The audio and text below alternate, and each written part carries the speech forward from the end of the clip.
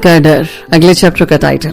रोहित और वीर सभी से मिलकर बैठकर आपस में बातें करने लगते हैं। इसी बीच संजना और श्रुति की फैमिली भी आ जाती है। सभी बैठकर गप्पे मारने लगते हैं। इसी बीच देव जी, हम आप लोगों को कुछ बताना चाहते हैं। संजय जी, क्या बात है देव? देव, मैंने और श्याम ने ये डिसाइड किया है कि दोस्ती को रिश्तेदारी में बदल लिया जाए। तो इस दिसंबर राजीव और संजना की सगाई का सोचा है हमने, और कुछ वक्त बाद शादी। सभी काफी खुश होते हैं और संजना और राजीव को मुबारकबाद देते हैं। संजय जी, तो आज तो कुछ धमाका हो जाए।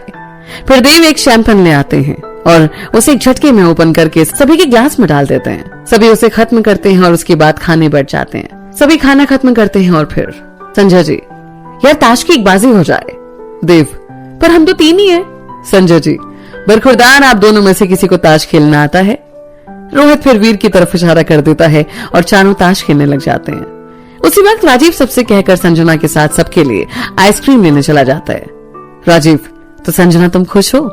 संजना, बहुत खुश राजीव, पता ही नहीं चला कि कब बचपन का प्यार शादी की मोड़ तक पहुंच गया। राजीव, ये तो है यार। संजना, बस ऐसे ही हमेशा हाथ पकड़े रखना राजीव। फिर राजीव वहीं घुटनों पर बैठ जाता है और एक रिंग निकालकर, तो संजना क्या तुम तैयार हो अपनी सारी जिंदगी अपने इस दोस्त के साथ बिताने को? और संजना सिर्फ हाँ में सर हिलाकर राजीव को गले से लगा लेती है। तो फिर सबके लिए आइसक्रीम लेकर घर के लिए निकल पड़ते हैं। इधर घर पर ताश की बाजी चल रही थी। सभी इन चारों को घेर कर बैठे थे। देव जी और श्याम जी एक टीम में, तो वहीं संजय जी और वीर एक टीम में थे। सभी आपस में तुझे ये चलना चाहिए, तुझे ये, तूने ये गलती की, तूने ये, और बाकी सभी घर के हंस रहे थे उनके आपस की बातें सुनकर। वहीं संजय जी और वीर एकदम मस्त आपस में कोऑर्डिनेट करके खेल रहे थे। ऐसा लग रहा था कि उन्होंने सारा घर सर पर उठा लिया हो। संजय जी खेलते हुए वीर और श्रुति को गौर से देख रहे थे, जहां पर वीर बीच बीच में दोनों की नजरें मिल जाती हैं और बस एक दूसरे को स्माइल पास कर देते थे। इसे संजय जी बड़े गौर से देख रहे थे और मुस्कुराकर सर हिला रहे थे। वहीं रीमा भी दोनों को देख रही थी और कुछ मनी मन सोच रही थी। फिर उसने अंजना जी, श्रुति की माँ को बुलाया और दोनों कमरे में चले गए। और कुछ देर बाद दोनों चेहरे पर एक कुटिल मुस्कान के साथ बाहर आए, जहाँ पर राजीव सबके लिए आइसक्रीम लेकर आया। उसके बाद सभी अपने अपने घर चले जाते हैं। बस सारे बच्चे एक साथ रुक जाते हैं। राजीव सबसे बात करके सबके साथ बाहर आ जाता है और सभी वहाँ से मुरथल के लिए निकल पड़ते हैं। सभी वहाँ से मुरथल पहुँचते हैं। वहाँ पहुँचकर सभी एक ढाबे के बाहर घाट पर बैठते हैं। कविता, तो इन दोनों की शादी तो फिक्स हो गई, बाकी आप दोनों का क्या ख्याल है? रोहित और वीर की तरफ देखकर, रोहित, मेरा भी सॉर्टेड है। प्रिया ने घर पर बात कर ली है, मेरे घर पर भी सभी राजी हो जाएंगे। वीर, मैं भी सही वक्त देखकर बात कर लूंगा। कविता, सही है, फिर तो आने वाले कुछ वक्त में सबकी जिंदगी बदलने वाली है। संजना, और तेरा क्या ख्याल है शादी के बारे में? कविता, अभी कुछ नहीं, बस तुम सबकी शादी करवा दूं, फिर गंगा नहाकर मैं भी कुछ सोचूं। रोहित, ओह, हम धन्य हो गए आपकी बातों को सुनकर। कविता, कोई बात नहीं बच्चा, बस खुश रहो, हमारा आशीर्वाद सदैव तुम पर बना रहेगा। सभी हंसने लगते हैं इस बात पर और ऐसे ही बातों में लगे रहते हैं। सुबह के वक्त सभी वहाँ से निकलते हैं और अपने घर पहुँच जाते हैं। वीर और रोहित तो जाकर दोनों सो जाते हैं। इधर बाकी सब शाम की तैयारी में लग जाते हैं। श्रुति की पूरी फैमिली, संजना की पूरी फैमिली, प्रिया और राजीव के घर से सभी आज गांव जाने वाले थे। सभी का पूरा दिन बस तैयारियों में निकल जाता है। शाम के वक्त रोहित राजीव को फोन करके पूछता है कि क्या उसकी जरूरत है साथ स्टेशन तक आने की, तो राजीव मना कर देता है और कह देता है कि वो प्रिया को लेकर आया था अपने घर और यहीं से सभी साथ जाएंगे। रोहित भी राजीव को ख्याल रखने को बोलकर फोन काट देता है। तब तक वीर भी उठ जाता है और दोनों चाय पीते हैं। रोहित, अरे राहुल का फोन आया था, कह रहा था मिलने को।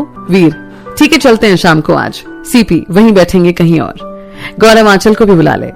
रोहित ठीक है कहकर सभी को फोन करता है। वीर, यार तूने इस घर को बिल्कुल भी नहीं बदला, सब वैसे ही है जैसे मैं छोड़ कर गया था। रोहित, अब इतनी यादें जुड़ी हैं सबकी, इससे बदलने की कोई कभी सोचा ही नहीं। वीर बस उसे गले लगा लेता है। रोहित, अब तेरा क्या प्लान है? वीर, यही जॉब मिल गई है तो अब यहाँ से कहीं नहीं जाना। रोहित, सही है, अब दिल को सुकून मिला है कि तू साथ ही रहेगा। वीर, हाँ, अब सब साथ होंगे। दोनों मिनट तैयार होकर सीपी के लिए निकल पड़ते हैं। वहीं ये सब भी स्टेशन पहुंच चुके हैं। कुछ देर में ट्रेन खुलने वाली है। सभी बैठे अंताक्षरी खेल रहे थे और सफर धीरे धीरे कटने लगा। इधर वीर और रोहित भी सबसे मिलकर खुश थे। सब काफी वक्त बाद मिले थे तो ढेरों बातें कर रहे थे। 11 बजे सभी अपने अपने घरों को निकल पड़ते हैं। घर पहुंचकर वीर श्रुति को कॉल करना चाहता है, पर फिर ये सोचकर कि वो सो गई होगी वो कॉल नहीं करता और कुछ देर नॉवल लेकर बैठ जाता है। उधर वीर के गांव में राम और एक ड्राइवर गाड़ी लेकर पटना के लिए निकल पड़ते हैं क्योंकि सुबह इनकी ट्रेन पहुंचने वाली थी। साक्षी, देख बात बताऊं? रजनी, बोल। साक्षी, वीर भैया आ रहे हैं। रजनी, कब? साक्षी, 2 दिन बाद। रजनी, रहने दे, इससे तो बात भी नहीं करूंगी। पीहू, रजनी की बेटी के जन्म के बाद इसे कहा था मिलने पर, जब आप जर्मनी निकल गए थे। साक्षी, दी आप जानती हो ना, आपसे ज्यादा दुख होने होगा अपनी पीहू को ना देख पाने का। रजनी, हाँ तो आया क्यों नहीं? साक्षी, पर उन्होंने डेली आपको कॉल किया ना, सिर्फ पीहू का चेहरा देखने के लिए। रजनी, हाँ ठीक है ना, वीर की वकील। प्रीति, और अब तो ये घर सर पर उठा लेगी क्योंकि इसके प्यारे भैया जो आ रहे। रजनी, सच ही तो है, वीर नहीं है तो घर सूना सूना लग रहा है, एक बार वो आ जाए तो देखो कैसे पूरा चहक उठता है। साक्षी, हाँ ये बात आपने सही कही, अब हमारे वीर भैया हैं ही इतने प्यारे। प्रीति, तो रजनी विशाल जी कब आ रहे हैं? रजनी, अगले वीक आ जाएंगे वो। सभी फिर बातें करते हुए सो जाते हैं।